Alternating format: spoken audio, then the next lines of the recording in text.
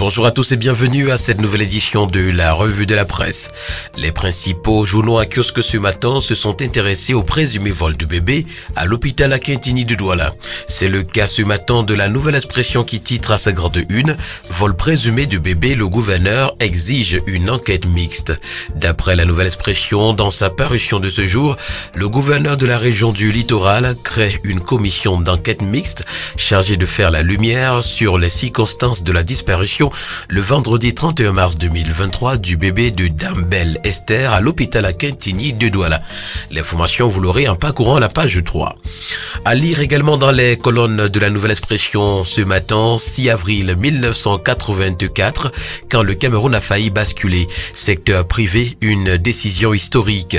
Inflation, les solutions de la BEAC et puis l'école en Afrique, innover pour contrer l'échec. Le quotidien Le Jour, qui s'intéresse également à l'hôpital Akintini ce matin, parle de confusion autour de la naissance d'un nouveau-né. 2 infirmières et 2 sages-femmes ont été entendues à la gendarmerie dans le cadre du vol présumé du bébé de la jeune Esther Belle à Douala. Management en petite une, que se passe-t-il à l'université de Gaoundéré? L'enquête que nous propose le quotidien bleu d'Aman Mana est à retrouver aux pages 2 et 3. Jeu de dames, le Cameroun suspendu par la Fédération internationale. En cause, les primes impayées aux athlètes depuis novembre 2021. En haut de une ce matin, on parle d'une enquête sur les nuisances dans les taxis. C'est à retrouver également dans les colonnes du journal. Pour le quotidien vert Émergence, affaire du bébé volé également, retrouvons les contradictions de l'hôpital Akintini. Le directeur de cette institution sanitaire, d'après le quotidien Émergence, brille par 2 communiqués qui disent une chose et son contraire. C'est à retrouver en page 3. Marché des titres publics de la BEAC en petite une, le Cameroun en quête de 25 milliards. Et puis, inclusion financière sociale, une nouvelle plateforme voit le jour. Continuons dans cette affaire de bébé volé à l'Akintini avec le quotidien Mutation qui titre à sa grande une « Poussée d'adrénaline ». Après avoir tenté de dédramatiser, le directeur de l'hôpital prend des sanctions. Le ministre de la Santé publique est annoncé à Douala ce jour. Clinique Le Jourdain également, la mort d'un autre bébé là-bas fait rage. C'est à retrouver en page 5. Et puis JCAM et CAM, la fusion est actée. Le quotidien de la santé EcoSanté ce matin revient également sur l'affaire de bébé volé à l'Akintini et nous renseigne que Manaouda Malachi arrive en sapeur-pompier ce jour. Le ministre de la Santé publique intervient au moment où des mesures conservatoires ont été prises par le directeur de l'hôpital, le professeur Noël Emmanuel Essomba. Les résolutions issues de la rencontre avec le ministre de la Santé publique seront déterminantes pour la suite de cette affaire pour laquelle la commission d'enquête mixte a également été mise sur pied par le gouverneur de la région du littoral pour faire toute la lumière dessus. Couverture santé universelle première phase, la région de l'Est est parée au lancement. Et puis, clinique du Jourdain également, flou autour du décès d'un bébé.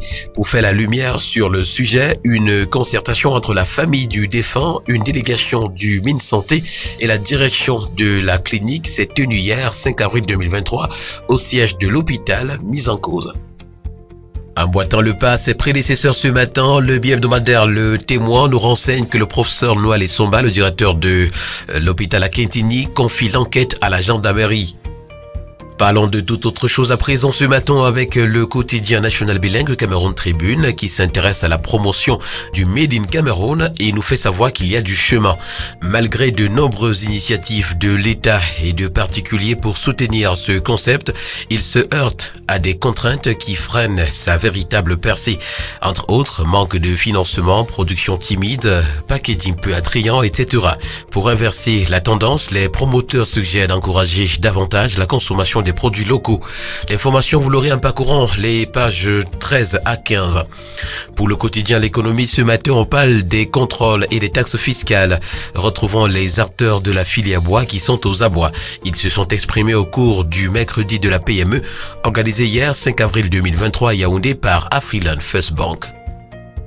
Dans l'affaire Martinez-Zogo, le quotidien L'Info à chaud nous parle du refus d'une copie du dossier de la procédure aux avocats du Zomlois comme la stricte application de la loi. Et toujours dans cette affaire, l'intégralité de l'ordonnance du rejet du tribunal militaire nous est également présentée. Le journal Première Heure, qui s'intéresse également à l'affaire de Martinez-Zogo, nous renseigne que les avocats de la pieuvre affrontent les avocats des vrais ayants droit. Afrique Environnement, un kiosque ce matin s'intéresse aux collectivités territoriales décentralisées et nous informe que nous allons vers une répartition équitable des ressources financières. C'est l'objectif visé de la première session extraordinaire du Comité national des finances locales qui s'est tenue hier 5 avril 2023 à Yaoundé sous la présidence du ministre de la décentralisation et du développement local. L'information est à retrouver en page 6. À Adamawa, en petite une, seulement 42% des populations ont accès à l'eau potable. Construction des logements sociaux, l'Autriche octroie 13 milliards de francs CFA au Cameroun. Avec le premier news magazine camerounais Défi actuel ce matin, on parle du Covid Guide Acte 3. 21,6 milliards de francs CFA partis en fumée, titre ce matin pour nous le magazine.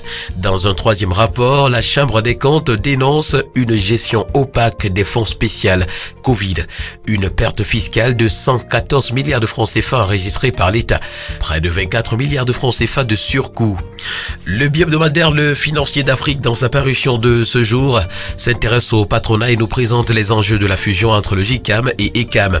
L'union de ces deux patronats permettra, d'après le journal, d'obtenir des avantages plus significatifs pour les entreprises et rendra les opérateurs économiques représentatifs dans leur interlocution avec les pouvoirs publics et les instances internationales.